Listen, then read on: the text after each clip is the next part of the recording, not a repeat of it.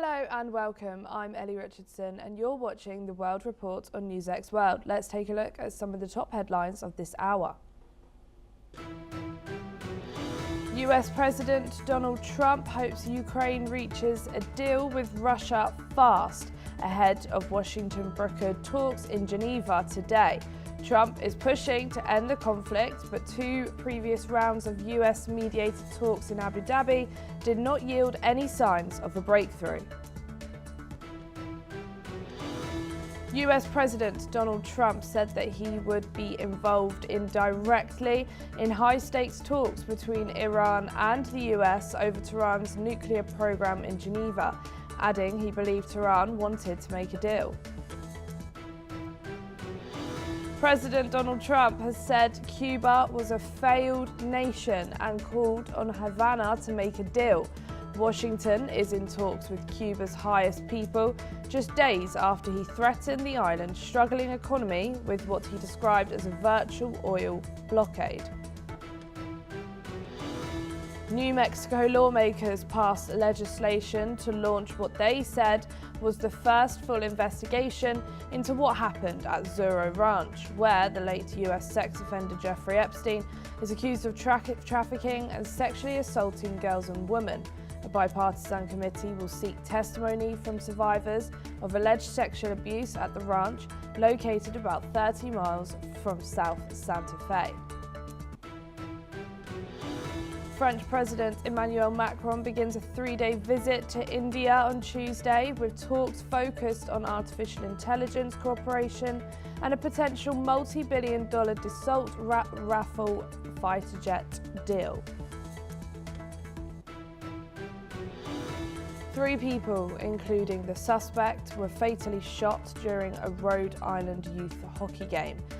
Pawtucket Police Chief Tina Goncalves told reporters that 3 other victims were hospitalized in critical condition. The shooter died from an apparent self-inflicted gun wound.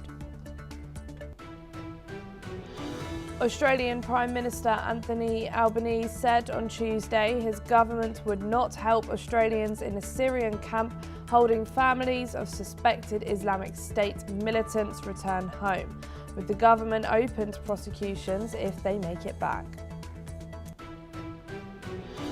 Ireland's Data Protection Commission, DPC, said it had opened a formal investigation into X's AI chat box Grok over the processing of personal data and its potential to produce harmful sexualized images and videos, including of children. And for your top story this hour, US President Donald Trump says that he will be involved indirectly in talks between Iran and the US over Tehran's nuclear program set to begin in Geneva, adding he believed Tehran wanted to make a deal. Tensions are soaring ahead of the talks, with the US deploying a second aircraft carrier to the Middle East. According to sources, the US military is preparing for the possibility of a sustained military campaign if the talks do not succeed. Asked about the prospects for a deal, Trump said Iran sought tough negotiations but learned the consequences of such a hardened stance last summer when the US bombed Iranian nuclear sites. What are you expecting from these Iran talks in Geneva tomorrow? So I'll be involved in those talks indirectly, and they'll be very important. We'll see what can happen. It's been typically Iran's a very tough negotiator. They're good negotiators, or bad negotiators. I would say they're bad negotiators because we could have had a deal instead of sending the B-2s in to knock out their nuclear potential, and we had to send the B-2s. I hope they're going to be more reasonable. They want to make a deal. Told that a deal is next to impossible? No, I think they want to make a deal. I don't think they want the consequences of not making a deal. Meanwhile, Iran has launched live-fire naval exercises in the Strait of Hormuz in preparation for potential security and military threats in the strategic waterway. The drill, called Smart Control of the Strait of Hormuz, is led by the naval forces of the Islamic Revolutionary Guard Corps, under the supervision of IRGC Commander-in-Chief Major General Mohammed Pakpour. We are now being joined by Professor Rowan Gunartuna, who is an international affairs expert, joining us here from Singapore. Thank you so much for joining us here today on NewsX World.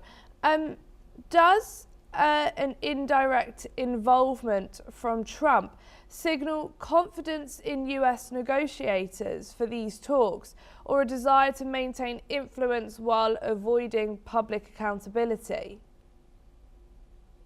Ellie, what we are witnessing is that the United States is convinced that Iran will not negotiate sincerely. But Trump himself wants to give peace a chance. And that is why he has always said that he will give a priority to negotiations.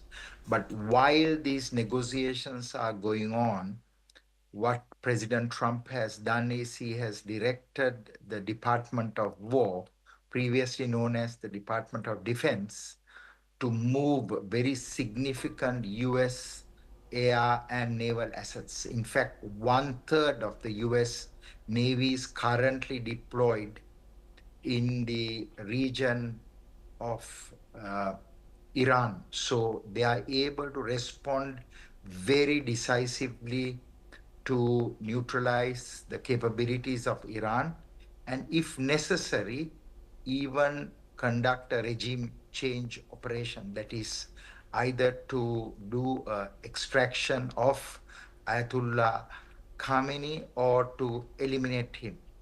What is important to understand is that war is inevitable in Iran because of the view that Iranians have been always trying to buy time and to continue with their nuclear, their ballistic missile, cruise missile programs, as well as to continue to fund and support and train the proxies such as the Hezbollah, the Ansarullah in Yemen, and the Hashd-Sha'b in Iraq. So as long as Iran continues to engage in such activities that threaten regional peace and security, US and Israel, as well as the European countries, will act militarily against Iran. That is the direction we are all heading to now. And can indirect involvement by US President Donald Trump still shape the tone and the outcomes of the negotiations with Iran? Yes, certainly, because Trump's comments are very threatening to the Iranian regime. They know that Trump is serious, and they know that Trump will use force the same way Trump deployed the B-52 bombers last year to degrade Iran's nuclear program. And also the Iranians know that Israel will act. But there is no regret on the part of Iran about continuing their nuclear program to build a functional nuclear weapon. There is no regret on the part of Iran with regard to its missile program, because just a few hours ago, Iran released another video threatening the regional countries with a missile. And of course, Iran continues to work with terrorist entities such as the Hezbollah and other groups, trying to restore them even after their capabilities were degraded. So with this mindset, the only way to contain Iran is to use military force. And how do you think Tehran are interpreting these indirect US engagements? Indirect US engagement is vital. It is because US has the best intelligence after Israel when it comes to Iran. So the US will continue to brief the International Atomic Energy Agency of the current state of nuclear enrichment in Iran. They will also brief various governments in Europe about Iran's missile program. And of course, the United States and Israel will both brief the governments in Europe, although they are also considerably aware of Iran's support to revive and to sustain the various terrorist proxies Iran has been supporting for a very long time in the region. Thank you, Professor Rowan. Don't go too far, as we will join back with you very shortly. President Donald Trump has called for Ukraine to negotiate fast with Russia. Kremlin spokesperson Dmitry Peskov confirmed that the upcoming discussions with Ukraine in Geneva will cover a broader range of topics compared to the previous rounds, particularly focusing on territorial issues. The Russian delegation will be expanded with key figures like Vladimir Medensky, Deputy Foreign Minister Mikhail Gulzin, and Intelligence Chief Igor Kostyukov, who's joining the talks. Peskov also emphasised Russia's support for Slovak Prime Minister Roberto Fico's stance on oil blackmail regarding Hungary's opposition to Ukraine's EU membership. Let's listen to what US President Donald Trump had to say. Future. The Kremlin earlier said Putin and Trump had agreed. Ukraine better come to the table fast. That's all I'm telling him. We are in a position, we want them to come in. We are now being joined again by Professor Rowan. Thank you for joining us back here on NewsX World. Trump's emphasis on Ukraine negotiating fast suggests, what does this suggest about US expectations for the peace process? Do you think it will be a fast negotiation, or do you think it will be a bit of a standstill like the last two have been? The negotiations will be protracted because the negotiation is actually not only between Ukraine and Russia or Moscow. It is a negotiation with the rest of Europe, because the Russians are very concerned about the buildup of NATO forces on the European side of the Russian border. So even if the Ukrainian issue is resolved, as long as the other neighboring countries of Russia, the European countries, they continue to have a significant military buildup, what's going to happen is the Russians are going to conduct operations covertly to destabilize those countries. So if people are serious of resolving this dispute, and the Europeans are now, and so are the Americans and so are the Russians, they need to address not just the Ukrainian issue, especially the territorial issue, but to address the wider challenge between Russia and Europe. And how might pressure to negotiate quickly affect Ukraine's bargaining position and public support at home? President Trump is putting a lot of pressure on both parties, both Kiev and Moscow, to move fast, because otherwise there will be more destruction, there will be more deaths, and the people don't want it. Neither the Russians nor the Ukrainian nationals, they don't want this war to continue. So Trump is putting a lot of pressure, especially on Kiev, because he noticed that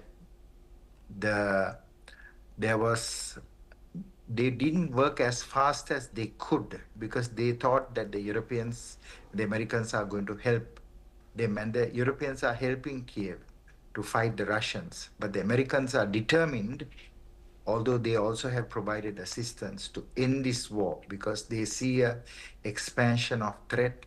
They see entire Europe coming under Russian intelligence operations, various influence and destabilization activities.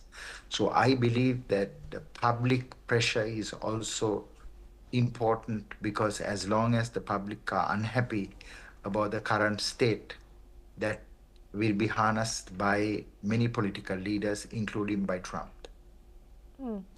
And could prioritising speed over substance for these talks undermine confidence in the peace process among US and European allies? You are very correct, Ellie. What is important is there to be a very significant peace arrangement, because if they rush through these negotiations, I think that there wouldn't be a comprehensive peace agreement. So it is important, pressure is important to wake up everyone, but also at the end of the day, if there is going to be sustained peace, there must be a very comprehensive negotiation over many issues, not just the Russian-Ukrainian challenges, but the wider challenge of what the Russians are doing in Ukraine, and also European assistance to Ukraine to fight Russia. Thank you so much, Professor Rowan, for joining us here today on NewsX World. French President Emmanuel Macron has begun a 3-day visit to India, with talks focused on artificial intelligence cooperation and a potential multi-billion-dollar Dassault Rafale in fighter jet deal. France is seeking to expand its military partnership with New Delhi, with discussions expected on a potential contract for 114 additional French fighter jets. The visit follows New Delhi's confirmation last week that it intends to place a major order for Rafale jets, as well as the signing of a landmark free trade agreement between India and the European Union in January. Negotiations over the additional aircraft still need to be concluded with manufacturers Dassault Aviation, but the French presidency has voiced optimism that what it calls a historic agreement could be reached. We are now being joined by Somraj Bhattacharjee, who's an AI and market strategic expert, joining us from New Delhi. Thank you so much for joining us here today. By my understanding, you're on the way to the AI summit right now. Is that true? That's correct. I'm on my way as we speak. And what do you think the key outcomes and commitments are going to come out from today of this AI Impact Summit, and how might they shape global AI policy? Yes, so as we all know, AI summits have been happening annually across the globe. Like recently, we had one in Paris, and then this one is happening in India.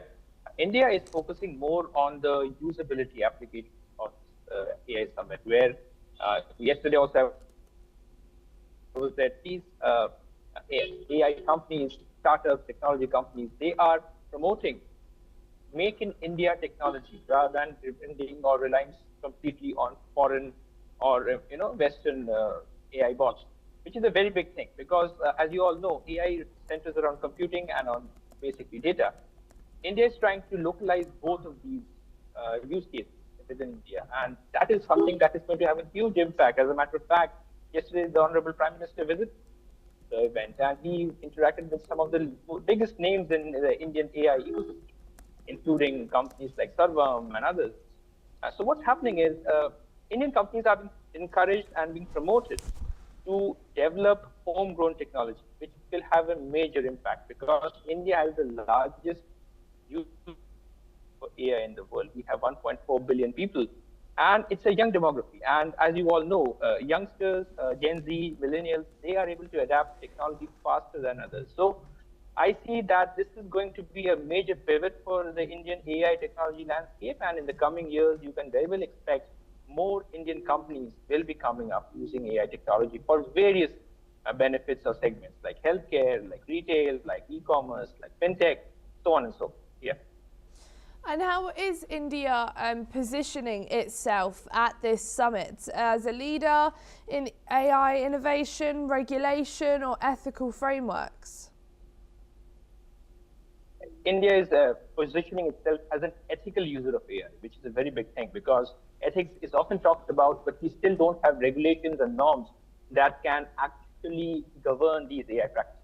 India is also positioning itself as one of the largest coding bases for AI algorithms because India, as you all know, Bangalore, Silicon Valley, Gurgaon, these are major IT hubs. So a lot of companies are coming up who are actually promoting Indian coders to develop codes, work on the algorithms.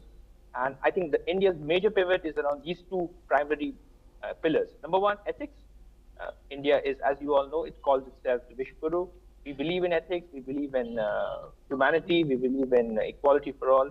So that's pivot number one. Pivot number two is homegrown technology by coders who are from India. So we are not relying on foreign or external coders, we are relying on our own coders. Not only does it encourage Make in India initiative, it also encourages employability because as you all know, AI gives you the ability to work remotely. And India can actually increase employment for the n number of youngsters who are based in rural setups just by allowing them to code AI algorithms from their location. So these are the two primary pivots India is trying to push ahead. And how does President Macron's visits signal deeper cooperation between India and France on technology, innovation and digital regulation? Yeah, so if you recollect when Prime Minister Modi went to the AI summit at Paris, he had talked about India and France collaborating on technology platforms. One major example of this is the Rafale deal that is we expect a lot of transfer of technology by the major French tech companies. You will see a lot of joint ventures, a lot of mutual agreements, a lot of MOUs coming out between French companies and Indian companies. So what I mean by that is that the Indian companies will provide the manpower, they will provide the technical know-how, whereas the French will provide the economic landscape where investment is needed. So I see this as a win-win agreement between both the parties concerned, the French and the Indians. And you can very well expect, because also some of the leading minds of AI tech in the world, like the CEO of Google, many other, and Dr. Habis and others, they are coming here. So they're scheduled to speak on this exact topic of technology of AI. And with the French president arriving, we may very well see a lot of economic deals going through. So not just technology talk, not just, but also economy talk, because as you understand, finances actually power technological growth. So we can very well expect that to happen in this.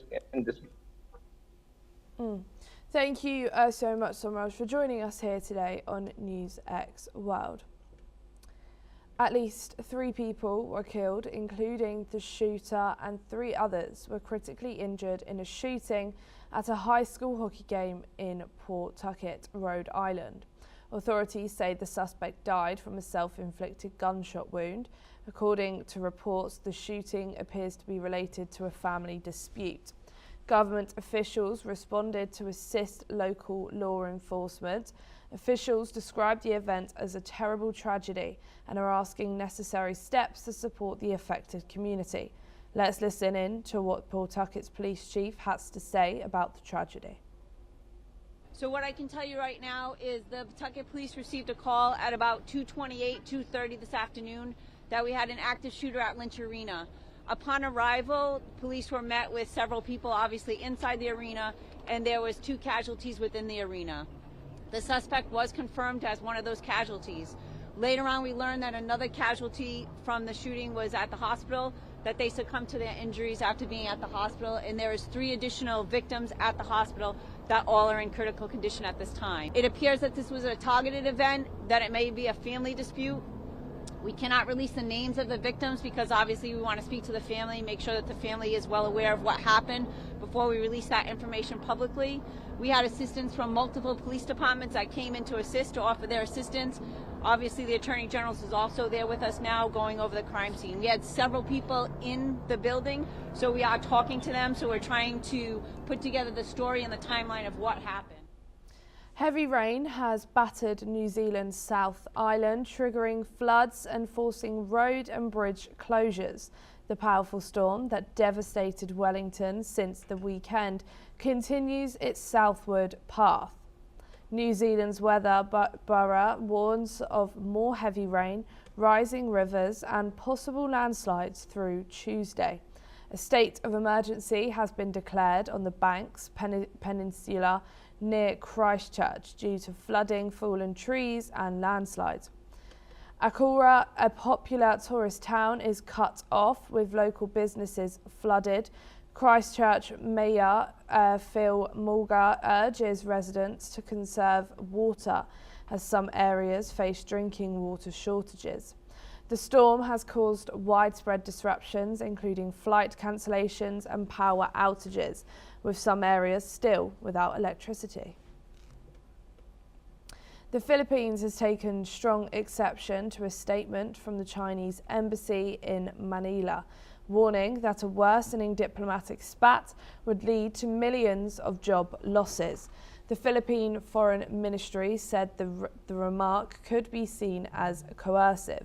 The two countries have been involved in the ongoing maritime confrontations in the South China Sea. Recently, tensions flared after China's embassy warned of the consequences of deteriorating ties. The Philippines has called for a more responsible tone from Chinese diplomats, urging constructive dialogue to resolve the issues. Both sides have made accusations over aggressive actions in the disputed waters. Ireland's Data Protection Commission has launched a formal investigation into X's AI chatbot Grok over concerns regarding personal data processing and the potential for generating harmful sexualized content, including images and videos of children. The DPC, which is the lead EU regulator for X, aims to determine if the company complies with the EU's GDPR regulations. Grok, which gained global attention last month for producing inappropriate images, has faced widespread backlash. Despite curbs on Grok's account, investigations found the chatbots continue to generate such content. The European Commission and Britain's privacy watchdog have also opened inquiries into Grok's activities. That's all we have time for. Keep watching NewsX World for more news updates from around the world.